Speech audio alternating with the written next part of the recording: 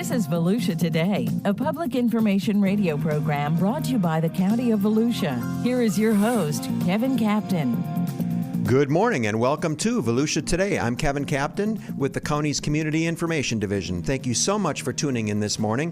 Volusia Today is made possible by our sponsors, the Daytona Beach International Airport, the Ocean Center, Volusia Recycles, and Votran Public Transportation. Today I'm joined by co-host David Hunt with Community Information. Good morning, Dave. Good morning, Kevin. How's it going? It's going good. We got a cool show today. Very cool show. We're going to talk about something that's near and dear to a lot of Volusia County residents. They're absolutely trees. Trees. It's trees. We've got today in the studio County Forester Keith Abrahamson and Environmental Specialist Todd Hanna. Thank you both, gentlemen, for joining us today. It's the first time we've had you both on the show.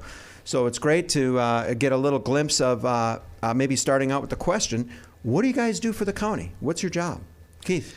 Well, our primary job is to enforce the environmental provisions of the Land Development Code. Our tree protection ordinance or wetland protection ordinance, class 2, and threatened and endangered species such as gopher tortoises, scrub jays, eagles, even some manatee permitting, things like that.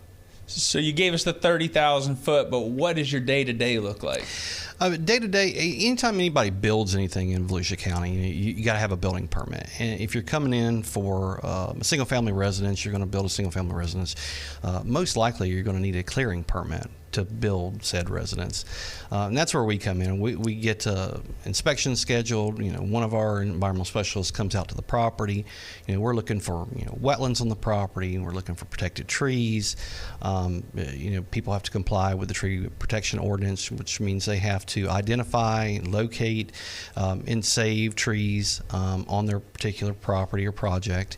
And hopefully, we get to save quite a few trees. And they also have to provide minimum standards of one tree per 2,500 square foot of lot space by the time the construction is done. So we're doing all kinds of inspections on these properties to ensure compliance with the codes. So you said new construction. How about permits for existing residential properties? Let's say I got a tree and I just want to go down in my backyard and cut it down, or I'm putting in a fence and a tree's in the way. I don't want to go cut it down. Would you need a permit for something like that? So in the unincorporated area of Volusia County, if you have a house, a single-family residence, and you own the house and you live there, you're exempt from the tree code. Now that doesn't cover rental properties or commercial properties. Those types of properties would require a tree removal permit to remove a tree. And also, you could require a permit to trim a tree depending on how much of the tree you're going to take off. Industry standards basically state that no more than 25% of the canopy should be removed in a calendar year. Okay. So anything above that, we consider a removal, and you would have to get a permit. But, the single-family owner that lives there on the property, no, they don't have to get a tree removal permit. When you're talking about trees, and you mentioned protected trees, what's protected and what's not, and how does the average resident find that out? Well, most of the time you have a builder that's building the house, right? And they've gone through this many times, and they know the drill. They know they got a supply tree survey of protected trees. And protected trees on a single-family residential lot are trees in the zoning setback areas that are above 6 inches in DBH or larger, and any historic trees that may be on the lot, and that includes even in the buildable area. Interesting. Now, what about palms? Are palms, are they protected? Well, the native sable palm is. So if you've got Washingtonias or you've got Robelinis or you've got some non-native palm species, we don't protect that particular set Why of palms. the sable? Sable palm's a native. It's actually the Florida state tree. So it is a tree, and it's native. So.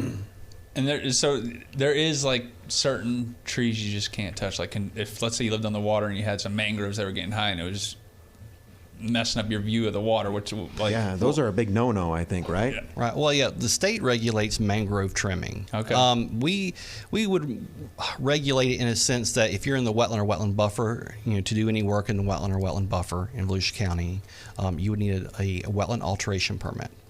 But the actual trimming of the mangroves is regulated by the Florida Department of Environmental Protection. Now, they have size restrictions. You can't trim the mangroves below 6 feet. They have a website, and it's pretty self-explanatory. But, you would have to get a professional mangrove trimmer to do anything between 10 and 16 feet. And anything above that, they may not even issue a permit or allow you to trim it. But you can work with Florida Department of Environmental Protection and a professional mangrove trimmer. You can do things like vista pruning, which vista, it's like a window. So you could do some pruning techniques to still get your window in your view in sections and portions of your buffer. Interesting. So there are all types of ways to get it. We commonly get questions through our office from residents, and they say, hey, my neighbor cut down this beautiful tree, and, I want you to check to see if they had a permit or that sort of thing. Are those the kind of things that you get questions for? And how do you handle maybe a case like that when you get a question from a resident who's complaining about something that got cut down? We probably get those at least once a day. Okay, pretty regular. Or more. Yeah, or more. Generally, maybe the same tree, even several different neighbors may call on the same tree. And we just have to explain to them what the ordinance says, as long as the tree was on their property. And we get a lot that the tree was on the border, so then it becomes a civil matter between the two residents. Yeah, what happens, now that you say that, what happens when you have a big, say, oak, and you've got a limb that's extending beyond maybe the easement of the neighbor and into the neighbor's yard or over it? Is the airspace, is that their tree, or how do? Well, you can, if it comes over your parcel, you can trim it. But if you do something that's detrimental to the tree, and it kills it on the other side, the other person could go after you civilly. And that's, we try to stay out of those, manners and recommend people contact, legal representation and, go from there with it. And you have ways of validating whether something was cut down recently versus years ago? I'm just experienced looking at, you can go out and look at the stumps. Half the time you get out there, the tree trimmers are still there because it takes a long time to clean up, especially a large tree. It may take a week to get that tree cut and cleaned up. Sawdust, things like that. Yeah, you can see the green wood.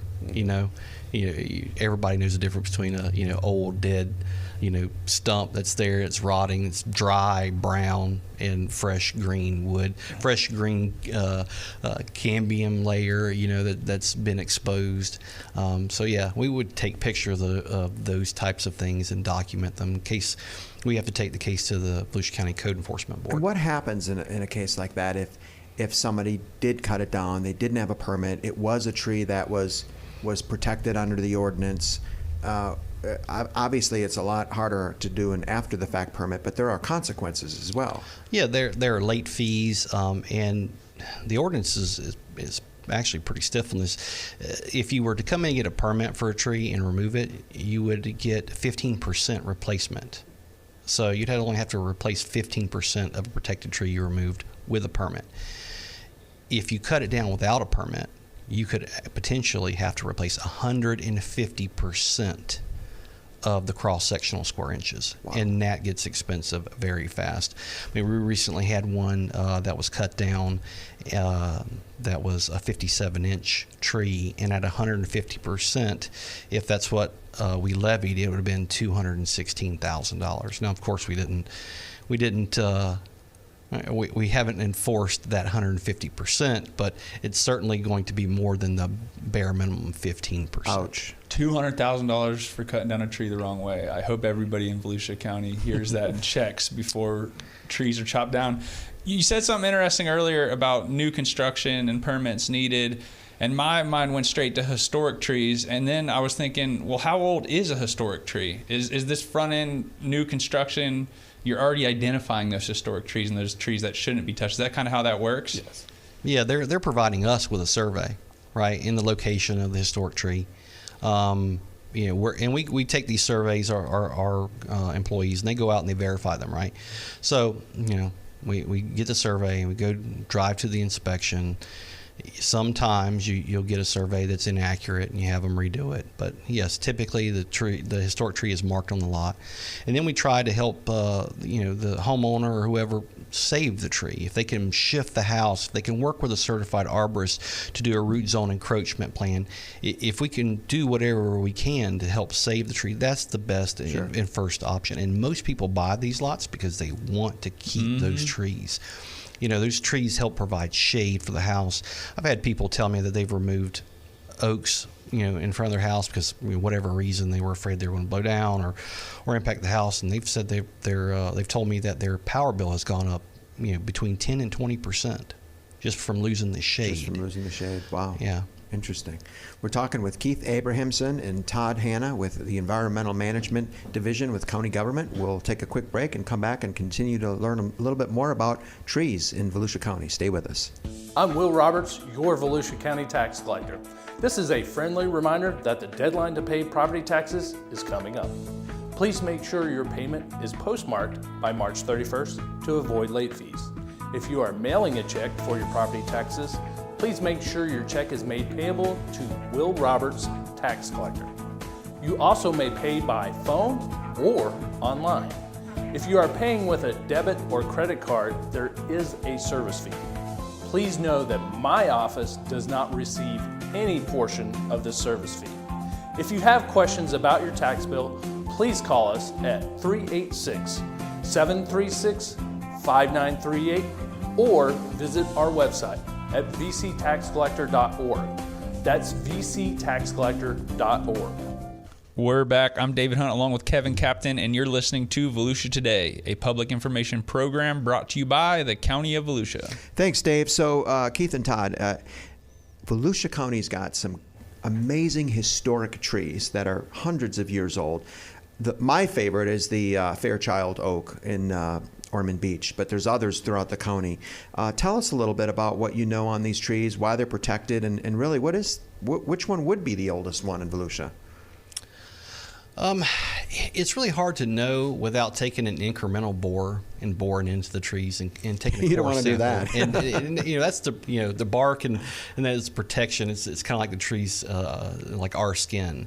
So you could introduce pathogens and insect activity in the tree. So we really don't want to do that. But based on scientific best guess, probably Old Methuselah might be in De Leon Springs State Park. It's probably around 600 years old. Is 600 to 700 years, somewhere around there. Wow. The Bartram Oak is somewhere roughly between 400 and 600 years old as well. And in the same way with the Fairchild Oak. The Fairchild Oak is probably in that 500 to 600 range as well. Out of those, which one's the biggest? Oh, the Fairchild Oak. Yeah, the Fairchild. That's the biggest in the county? As far as we know so far. I mean, there could be one lurking somewhere. I mean, they recently found a couple up there in the Loop area that were, very large trees. Yeah, I heard they found another as they were clearing. Yeah. Yeah. Isn't there like a state competition for the biggest tree or something like that? Or is there? The Florida Forest Service has a champion tree program. So for each species, they have a champion and co-champion for each tree. And I just happened to look up, and we used to work for the Forest Service. The state champion live oak is 139 inches in diameter. What is that like compared to the Fairchild Oak? Is that the Fairchild Oak is right around 100, I think. Oh, really? I never really measured it, but right. I think Wow. So it's substantially bigger. It's close to 100 inches. Yeah, I think it's like 108 or something like that. So on March 21st, we've got International Day of Forests. I mean, and that's a day obviously to just kind of help make and give awareness to some of these historic trees and the importance of trees. Mm-hmm. Yeah, I mean, our forests are, in our ecosystem is tied to our health and well-being, and that's very important. It's important for people to get out in nature. It's important, to ensure that our habitats are healthy for not just us but all our native species. And I think we recently had a tree giveaway that you all played an integral part in recently, mm-hmm. and just the outpouring of support and people who wanted those trees.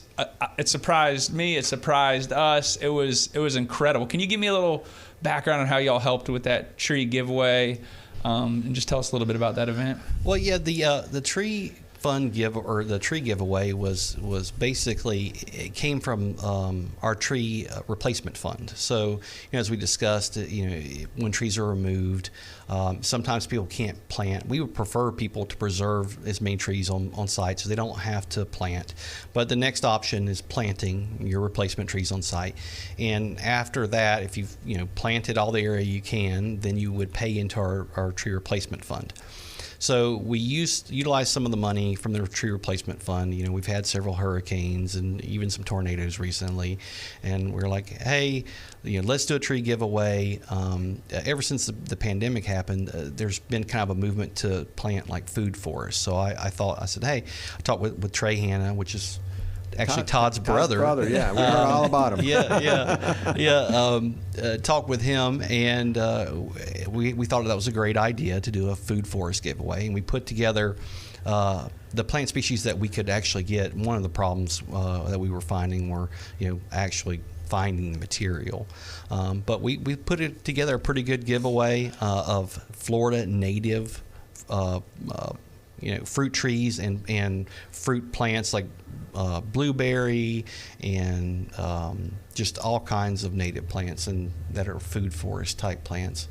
And the public really jumped on it. I mean, they were gone. They were gone in like 30 minutes. We had done a tree giveaway 4 or 5 years ago, but it was mainly like live oak, shade trees, and we had tons of trees left over.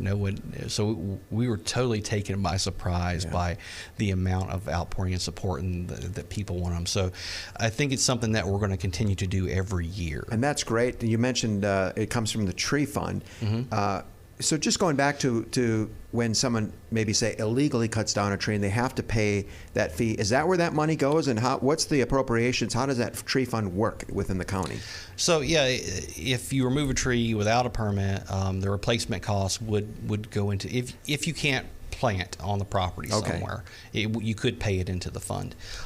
Right now the fund is like grant based, so people can apply for the funds to plant trees on public property. Okay. So schools and people, we get grants in.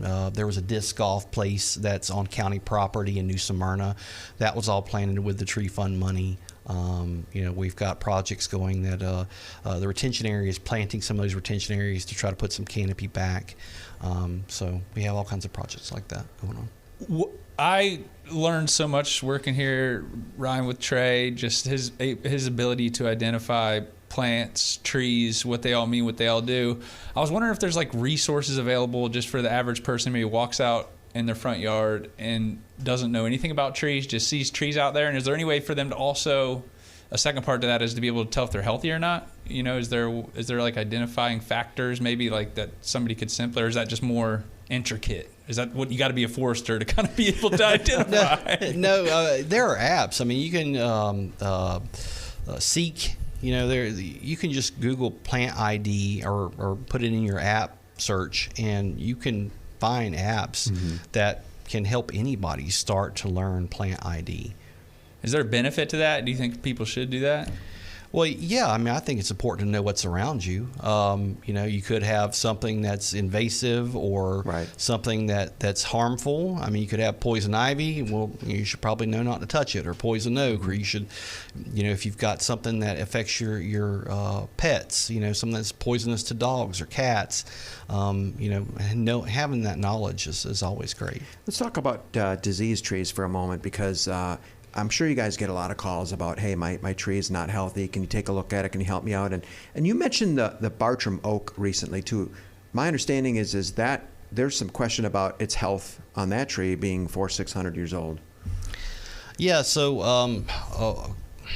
I can't remember the exact date and time, but I got a call, and someone was concerned about the tree. So I went out there and did an inspection of the tree and the Bartram oak, and right along the power lines on both sides of the tree that face the power lines, there was significant dieback in the crown.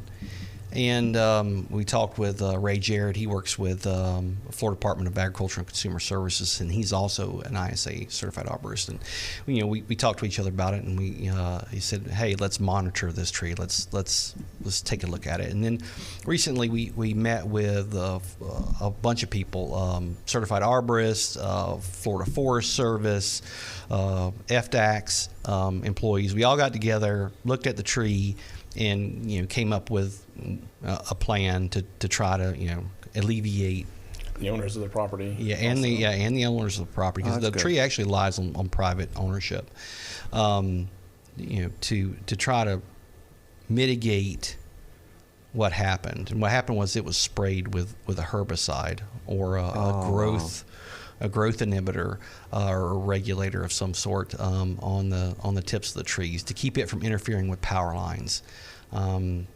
And I had in my yard, in the previous house I lived in, we had the most beautiful, I think it was a red bay tree, and it was 4 stalks, just absolutely gorgeous tree. And it seemed like within a week, all the foliage just completely turned, and it got this laurel wilt. Yeah, and that red bay ambrosia beetle. Yep. The thing you just said right there. Yeah. Killed it.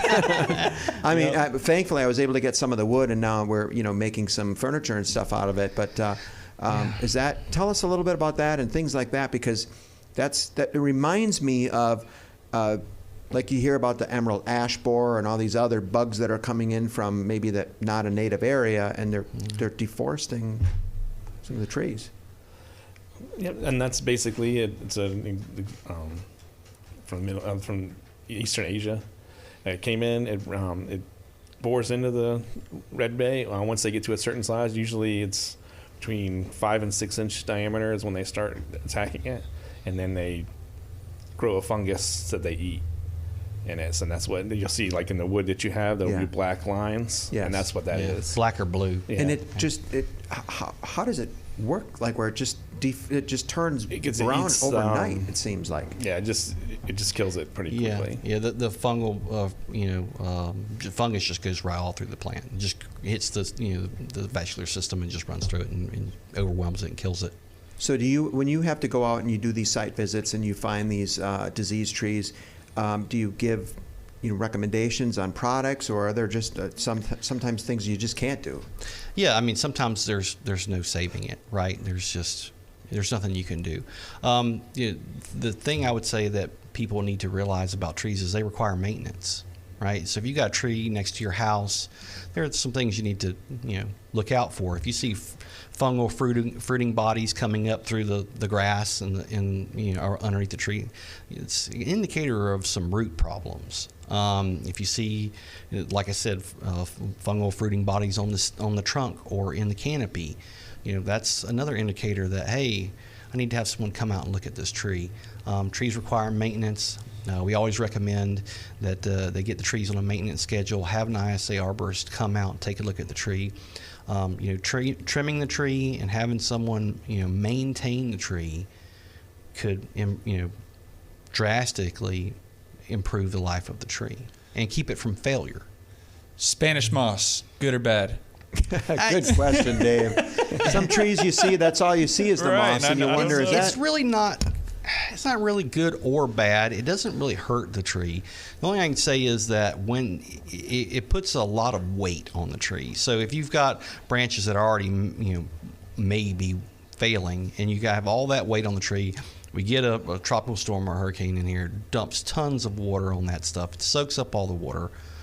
You could get some branch failure because of the excessive weight. But if you had an arborist look at the tree and trim it out properly, and they can also do some of that removal, and can help the tree. So it sounds like it's both good and bad. So the verdict's not out. Well, let's take our last break with Volusia Today and come back and wrap up today's show about trees. Stay with us. I'm Will Roberts, your Volusia County tax collector. If you're like me, you don't want to wait in line. Many people are figuring out how to get around the line, but still get their vehicle registration. Here's how you do it.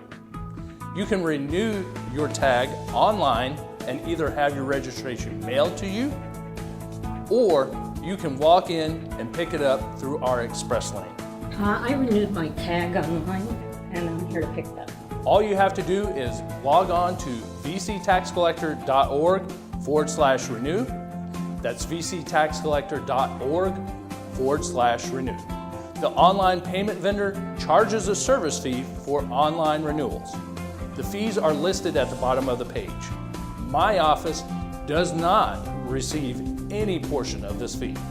The next time you need to renew your tags, consider skipping the trip by renewing online at vctaxcollector.org/renew.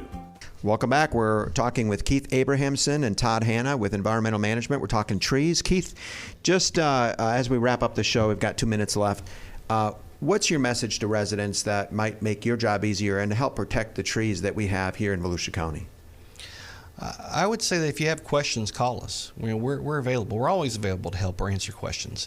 We have a great website. We have a ton of resources, a ton of knowledge. I've been here 20 years with Volusia County, so there's virtually no road or thing I haven't touched in the county. Todd's been with the Forest Service prior to here and been here a long time. We have a really knowledgeable staff, and don't hesitate. Reach out, call us. We'll answer your questions, and we'll put you in contact with someone who can help you. And that's, once again, I always say this with Volusia County. It's amazing how many people, experts we have, and how many people love the county, love what they do. How many calls did you all service last year? Like how? Oh, what was you said some 20,000 number when we were talking off air. What was that? 20,000? 20,000. Oh, we had well over 20,000 phone calls and emails. We did 20,000 inspections and reviews last fiscal year. Oh my gosh. And that was a record year, and we're already 4% over last year's record year. We're 62% above our record number of phone calls and emails. And we just, speaking of the phone number, let me say it. For anybody who has a tree question, we're going to add to that 20-some thousand. Yeah. It's 386-736-5927, and you can talk with Keith or Todd, anything that you have about your trees. And so have your phone handy. Yeah, we've got it with us everywhere we go. Excellent. Well, with that, thank you guys so much for being on the show. Keith, how long you been with the county? 20 years. 20 this years. year. So you know every tree in the county probably. I've named them all. All right. And Todd? 7 years. 7 years. And they Wow. both got family that work in the county too. That's it's terrific, and thank you for what you do for helping to protect trees and all of the environmental considerations here in the county. Keith Abrahamson, Todd Hanna with Environmental Management. Again, that's 736-5927 if you have a tree question. With that, we'll close Volusia Today. Thank you for listening. Take care, stay safe, and help your neighbors.